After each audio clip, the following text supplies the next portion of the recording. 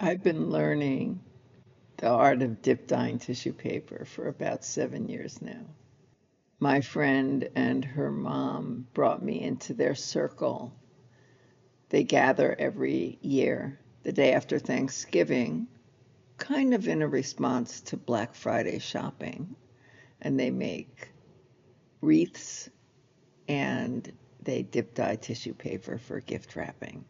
You got to get unwaxed tissue paper and then fold it, and then dip it into cups of water with food coloring in it. Well, this year I had the brilliant idea to add some acrylic paint to broaden the color spectrum. And boy, oh boy, the metallics in that paint acted like glue, like cement. So you see the results here. But perfection is the enemy of good. In fact, for me, perfection is the enemy of done. So I managed to wrap my gifts with my compromised tissue paper and send them out into the world anyway.